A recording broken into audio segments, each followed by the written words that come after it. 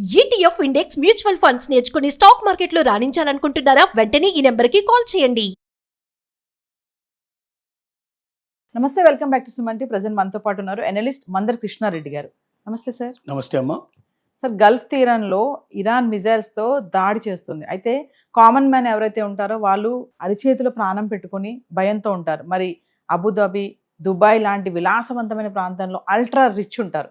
వీళ్ళందరూ డబ్బులు ఇచ్చేసి ప్రైవేట్ జెట్లను బుక్ చేసుకొని మమ్మల్ని తీసుకెళ్ళిపోండి ఇక్కడి నుంచి అని చెప్పేసి అర్జిస్తున్నారు. అంటే అలాంటి అలొకేట్ చేసుకుంటున్నారని చెప్పి కొన్ని వార్తలు అయితే రావడం జరుగుతుంది. అంటే ఒకసారి డీటెయిల్గా చూసుకుంటే ఇప్పుడున్న టైంలో ఏది సురక్షితమైన మార్గము వెళ్ళడానికి, అసలు మరి ఫ్లైట్స్ అన్ని కూడా ఆపేసామని చెప్తున్నారు దుబాయ్లో. మరి ఇలాంటి టైంలో ప్రైవేట్ జెట్స్కి పర్మిషన్స్ ఉంటాయా? కాస్ట్ కానీ ఇవన్నీ ఎలా ఉంటాయి? గల్ఫ్ దేశాల మీద ఇరాన్ తన దాడిని కొనసాగిస్తోంది. ఎందుకు గల్ఫ్ దేశాల మీద ఇరాన్ యుద్ధం చేస్తుంది అనేది ఒక పెద్ద ప్రశ్న. వాస్తవంగా అమెరికా అలాగే మనకు ఇజ్రాయెల్, ఈ రెండు దేశాలు ఇరాన్ మీద డైరెక్ట్ గా దాడి చేస్తుంది. మరి వాళ్ళ మీద దాడి చేయకుండా పొరుగునున్నటువంటి గల్ఫ్ దేశాల మీద ఎందుకు దాడి చేస్తుంది? దాంట్లో దుబాయ్ లాంటి దేశం అసలు ఏమి దీనికి సంబంధమే లేనటువంటి దేశం, దాని మీద కూడా ఎందుకు జరుగుతోంది? గల్ఫ్ దేశాల్లో ఒక 6 దేశాల్లో మాత్రమే అమెరికాకు సంబంధించినటువంటి అక్కడ స్థావరాలు ఏర్పాటు చేస్తుంది. అంటే అక్కడ ఉన్నటువంటి కొన్ని ఏరోస్పేస్ తీసుకొని అక్కడ వాళ్ళకి సంబంధించిన సైన్యాన్ని, వాళ్ళకి సంబంధించిన మిజైల్స్ అన్ని కూడా పెట్టుకొని అక్కడ నుంచి ప్రపంచంలో వేరే దేశాల మీద కూడా యుద్ధం చేయడానికి వీలుగా రెడీగా పెట్టుకున్నాయి. ఒక 50,000 మంది సైనికులు సుమారుగా అమెరికన్ సైనికులు అక్కడ ఉంటున్నారు. కాబట్టి వాటి మీద యుద్ధం చేయడం అనేది డెఫినెట్గా, ఎందుకంటే వాళ్ళు తిరిగి ఇరాన్ మీద యుద్ధం చేస్తారు కాబట్టి వాళ్ళని ముందుగానే కొట్టిపారేస్తే గొడవ లేకుండా పోతుందనే ఉద్దేశంతో వాళ్ళ మీద దండయాత్ర చేయడం బాగానే ఉంది. కానీ సుమారు 10 దేశాలు, అంటే ఈ 6 దేశాలే కాకుండా ఇంకా 4-5 దేశాలు దాంతో సంబంధం లేకుండా కూడా వాళ్ళకి సంబంధించినటువంటి ఎయిర్ స్పేస్లు ఏవి కూడా అక్కడ అమెరికా ఆక్యుపై చేసుకొని లేదు. అయినప్పటికీ ఆ దేశాల మీద కూడా ఎందుకు ఇరాన్ దాడి చేస్తుంది? ముఖ్యంగా దుబాయ్ మీద దాడి చేయడం అనేది చాలా మందిని ఆశ్చర్యపరిచిన విషయం. ఎందుకంటే దుబాయ్ అసలు ఎవరి జోలికి వెళ్ళేటువంటిది కాదు, సంబంధం లేదు అసలు. ప్రపంచ దేశాలన్నీ దుబాయ్లో పెట్టుబడి పెడతాయి. డబ్బున వాడల్లా తీసుకొచ్చి అక్కడ డబ్బు గుమ్మరిస్తాడు. హాయిగా సంతోషంగా అక్కడ డబ్బు పెడితే దొరకందంటూ లేదు. ఎంత విలాసవంతమైన జీవితం కావాలంటే అంత విలాసవంతమైన జీవితాన్ని గడపడానికి అక్కడ అవకాశం ఉంది. 24/7 పూర్తి రక్షణ కలిగిన దేశం అది. ఎక్కడ ప్రయాణం చేసినా ఎవరికి ఏ రకమైన ఇబ్బంది లేకుండా అంత భద్రతా వలయంతో ఏర్పాటు చేసినటువంటి దేశం.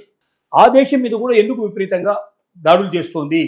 దీనికి కారణం ఏమిటంటే, ఇరాన్ ఇప్పుడు స్ట్రాటజికల్గా ఏమిటంటే, ఒకటి ఏ 6 దేశాల్లో అయితే మిజైల్స్ ఆల్రెడీ ఉన్నాయో, ఏవైతే సైనిక స్థావరాలను ఏర్పరచుకుందో అమెరికా, ఆ దేశాల మీద ఆ స్థావరాల మీద మొదలు దెబ్బకొట్టడానికి ప్రయత్నం చేస్తూ ఉంది. తర్వాత అమెరికన్ కాన్సులేట్ జనరల్స్ ఎక్కడెక్కడ ఉన్నాయో వాటి మీద కొట్టడానికి ప్రయత్నం చేస్తూ ఉంది. దాంతో పాటుగా పొరుగున ఉన్న ఇంకా కొన్ని దేశాలు, దుబాయ్ లాంటి దేశాల మీద ఎందుకు దాడి చేస్తుందంటే, దుబాయ్ లాంటి దేశం మీద దాడి చేసినప్పుడు అక్కడ ప్రపంచంలోంచి ధనికులంతా అక్కడికి వస్తారు, రాజకీయ నాయకులంతా అక్కడికి వస్తారు, ముఖ్యమైన వ్యక్తులంతా అక్కడ ఉంటారు. కాబట్టి వాళ్ళ మీద ఒత్తిడి తీసుకొచ్చినట్టయితే, వాళ్ళు అమెరికా మీద ఒత్తిడి తీసుకొచ్చి, ఇజ్రాయెల్ మీద ఒత్తిడి తీసుకొచ్చి ఈ యుద్ధాన్ని ఆపడానికి ప్రయత్నం చేస్తారు అనేటువంటి ఒక లక్ష్యంతో ఈ పని చేస్తాం. సో ఈ పరిస్థితుల్లో ఇప్పుడు పొరుగున ఉన్న అన్ని దేశాలు, గల్ఫ్ దేశాలు మొత్తం టోటల్గా, తర్వాత దుబాయ్ లాంటి రిచెస్ట్ ప్లేస్లు, ఇవన్నీ కూడా ఇప్పుడు ప్రజెంట్గా ఎయిర్పోర్ట్లు మొత్తం మూసేసుకున్నాయి. ఎక్కడి నుంచి ఎక్కడికి ఏ రకమైన విమానాలు నడవడం లేదు. కానీ కొన్ని ప్రత్యేకమైన పరిస్థితుల్లో ఎవరైనా స్పెషల్ ఫ్లైట్లు మేము నడుపుతాం, రెగ్యులర్ ఫ్లైట్లు కాదు, రిస్క్ మేము తీసుకుంటాం, ఒక ఫ్లైట్ ఏదైనా మధ్యలో బాంబు పడ్డా ఏదైనా జరిగినా కూడా మాదే రిస్క్ అని రిస్క్కు సిద్ధపడితే అలాంటి వాటికి అవకాశం కనిపిస్తుంది. ముఖ్యంగా మన ఇండియన్స్ ఇప్పుడు 1,000,000 మంది సుమారుగా మనకి ఇప్పుడు ఉన్నారు గల్ఫ్ దేశాల లోపల, ఇప్పుడు ఎఫెక్ట్ అయినటువంటి ప్రాంతాల లోపల ఉన్నారు. వాళ్ళని సురక్షితంగా భారతదేశానికి తీసుకురావాలి.